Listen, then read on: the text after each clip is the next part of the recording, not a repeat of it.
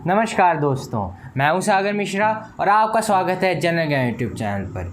तो दोस्तों, हमारे देश में बहुत सारे वीरों ने जन्म लिया, चाहे वो पुरुष हों या फिर महिला।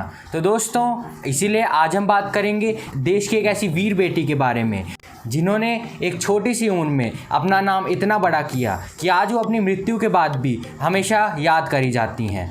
और उन्होंने जीवित रहते हुए जो फेम पाई वो आज भी उनकी मृत्यु के बाद आगे बढ़ती जा रही है।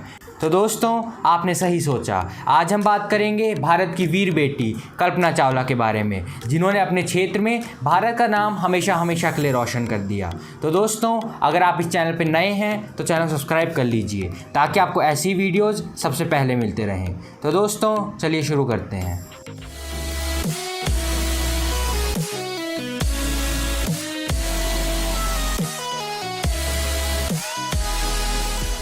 कल्पना चावला एक भारतीय अमेरिकी अंतरिक्ष यात्री थी जिनका जन्म 17 मार्च 1962 को करनाल, हरियाणा में हुआ था। और कल्पना चावला जी के पिता का नाम बनारसी लाल था और माता का नाम संज्योति चावला। और कल्पना चावला हमेशा से ही पढ़ाई में बहुत होनहार रही थी और उन्हें हमेशा से प्लेन्स और हवाई जहाज़ का बहुत शौक था, जिन्होंने अपनी प्रारंभिक शिक्षा टैगोर पब्लिक स्कूल करनाल से पूरी की थी।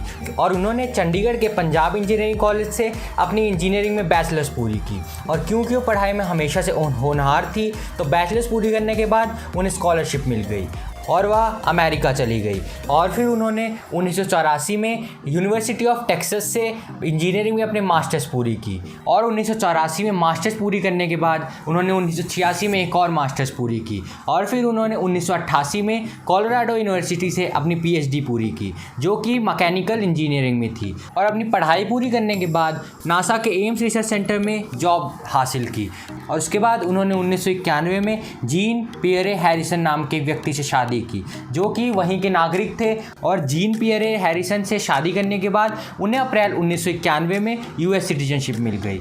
और क्योंकि नासा में एस्ट्रोनॉट सिर्फ यूएस सिटीजन ही बन सकते हैं, और फिर क्योंकि वो पहले से ही नासा में काम कर रही थी, तो उन्होंने 1991 में ही नासा के एस्ट्रोनॉट कॉर्प्स को ज्वाइन करने के लिए आवेदन दिया। और आखिरकार वो 1995 में शामिल की गई। और उनकी क्वालिफिकेशंस को देखकर उन्हें 1996 में उनकी पहली फ़्लाइट के लिए चुन लिया गया। तो दोस्तों, ये सारी चीज़ें हमें सुनने में तो बहुत आसान लगती हैं, पर उस बीच में उन्होंने कितनी मेहनत की, कितने त्याग किए, ये सब कुछ हम नहीं देखते। तो एक चीज़ हमेशा हमेशा याद रखनी चाहिए।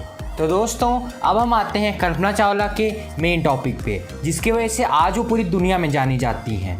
तो 1996 में जब उन्हें अपनी पहली फ़्लाइट के लिए नॉमिनेट किया गया, तो फिर उन्होंने 19 नवंबर 1997 को स्पेस शटल कोलंबिया से STS-87 नाम का मिशन शुरू किया, जो कि बहुत ही सक्सेसफुल मिशन था।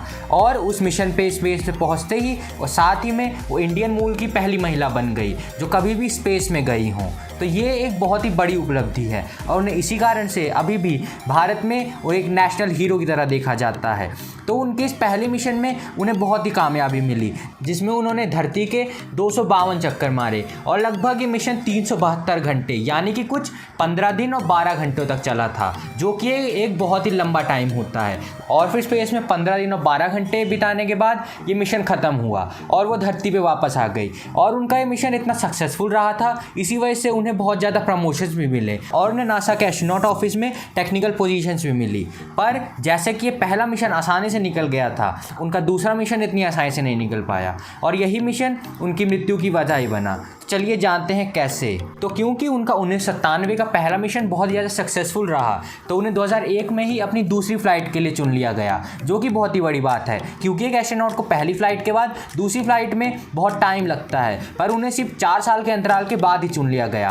पर प्रॉब्लम ये हुई कि जिस स्पेस शटल कोलंबिया से उन्हें जाना था, उसमें कुछ ना कुछ प्रॉब्लम आती रही। इसी के चलते ये मिशन बार बार डिले होता रहा। पर आखिरकार जुलाई 2002 में इस मिशन की कंफर्मेशन आई और फिर उन्होंने 16 जनवरी 2003 को स्पेस शटल कोलंबिया से STS-107 मिशन शुरुआत की, जो कि आप मान लीजिए बिना किसी तैयारी का किया हुआ मिशन था। उसके लिए उतनी तैयारी नहीं की गई थी जितना की जानी थी और यही कल्पना चावला की मृत्यु की वजह ही बना। और जब 7 मेंबर्स के क्रू ने स्पेस शटल कोलंबिया से उड़ान भरी, पर उससे पहले ही उसके इंजन्स में कुछ क्रैक आ गया था। पर नासा ने उन सभी से ये बात छुपाई थी ताकि वो मिशन कैंसिल ना हो, क्योंकि वो मिशन एक ज़रूरी मिशन था। उसमें उन्हें वहाँ स्पेस में जाके लगभग 80 एक्सपेरिमेंट्स पूरे करने थे, तो इसी कारण वो मिशन टाला नहीं गया।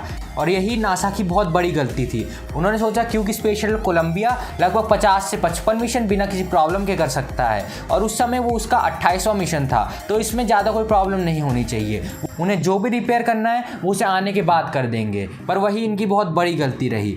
16 जनवरी 2003 को जब चावला और उनका पूरा क्रू स्पेस शटल के साथ अर्थ के ऑर्बिट में हुआ, उसके बाद उन्होंने अपने सारे मिशंस लगभग 85 एक्सपेरिमेंट बहुत ही अच्छी तरह पूरे किए और उन्होंने छोटे मोटे एक्सपेरिमेंट जैसे कि एस्ट्रोनॉट की हेल्थ, सेफ्टी, इन सारे एक्सपेरिमेंट्स को पूरा किया। और जब वो मिशन ख़त्म हुआ, STS-107 ख़त्म हुआ और उनका मिशन बहुत ही अच्छी तरह निकल गया। पर जब 1 फरवरी 2003 को उन्हें अर्थ पे वापस आना था तो वहाँ से निकले तो, पर उन्हें पता नहीं था कि वो वापस कभी आ ही नहीं पाएंगे और वो उनका आखिरी सफ़र होगा। तो जब उन्हें अर्थ के एटमॉस्फेयर में वापस से एंट्री करनी थी, तभी जो प्रॉब्लम नासा ने नज़रअंदाज की थी, इंजन में क्रैक की, वहीं से एंट्री के वक्त स्पेस शटल में बहुत सारी एटमॉस्फेरिक गैसेस घुस गई और उन्हीं गैसेस के प्रेशर से उसमें आग लग गई। और आपको पता ही है, स्पेस में अगर किसी चीज़ में आग लग गई तो उस चीज़ का क्या हाल होगा। तो वो ब्लास्ट हो गया और टेक्सास के ऊपर जब वो अपने सफ़र के आधे रास्ते पहुंच चुके थे, मतलब कि आप इतना मानिए कि एटमॉस्फेयर की चौथी या पांचवी लेयर में जब वो एंट्री कर चुके थे, तभी उसमें एक बहुत बड़ा ब्लास्ट हुआ। और वो ब्लास्ट इतना बड़ा था कि जो नीचे सपोर्ट क्रू खड़ा हुआ था उसने भी वो ब्लास्ट देखा। और फिर टेक्सास के ही ऊपर जहाँ उसे लैंड करना था, वहीं टेक्सास के लैंडिंग स्पॉट के ऊपर ब्लास्ट हो गया और उस सातों के सातों लोग इंक्लूडिंग कल्पना चावला मारे गए।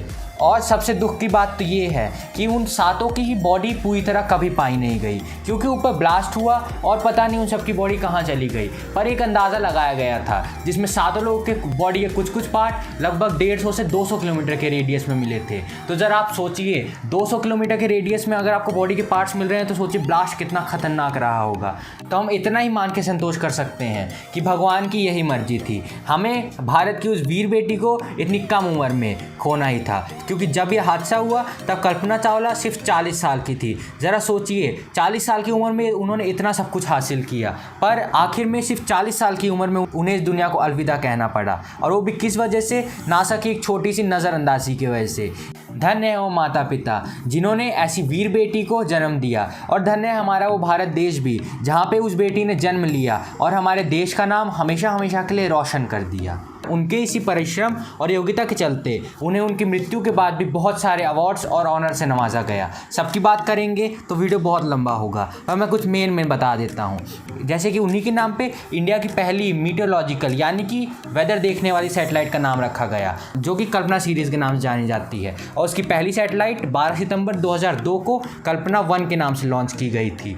और कल्पना चावला के ही नाम पे नासा में एक डेडिकेटेड सुपर कंप्यूटर भी बनाया गया, जिसमें उनके बहुत सारी जीवनी भी हैं और वो बहुत ही अच्छी तरह काम करता है। और वो नासा का आज तक का one of the most powerful super computers भी है।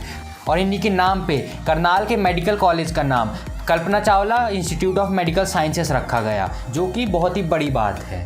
और साथ ही कर्नाटका की सरकार ने कल्पना चावला अवार्ड नाम से एक अवार्ड भी रखा है, जिसे किसी महिला वैज्ञानिक को उनकी उपलब्धि के लिए दिया जाता है, और इसे महिलाओं के लिए बहुत ही बड़ा अवार्ड माना जाता है। तो दोस्तों, कुछ लोग ऐसे होते हैं जिनकी कमी हमें हमेशा खलती है, उन्हीं में से एक हैं कल्पना चावला। और हम उनकी याद में सिर्फ इतना ही कहेंगे, चिड़िया घर से निकली है, देश की हर कली फूल बनकर तेरे ही राह पर चली है, आंखों में सपने भरे हैं तेरे, आसमान से चारों ओर फैली है, गर्दिश के तारे भी करते हैं झुक कर तुझको ही सलाम, तू है हिम्मत की परिभाषा, मेरे देश की तू बनी पहचान, कल्पनाओं से बढ़कर थी हमारी कल्पना की उड़ान, अंतरिक्ष में भी लिखा है सुनहरे अक्षरों में तेरा नाम, नारी जगत की तू प्रेरणा, तुझे शत शत प्रणाम। तो दोस्तों, आज के लिए बस इतना ही। अगर आपको वीडियो पसंद आई तो वीडियो को लाइक कीजिए और अपने दोस्तों के साथ शेयर भी कीजिए, ताकि उन्हें भी ऐसी महान महिला के बारे में पता चल सके। और मेरे चैनल को सब्सक्राइब कर लीजिए ताकि आपको ऐसी वीडियोज़ सबसे पहले मिलती रहें। तो दोस्तों, मैं आपसे इजाज़त चाहता हूँ, फिर मिलते हैं अगले वीडियो में। तब तक के लिए गुड बाय।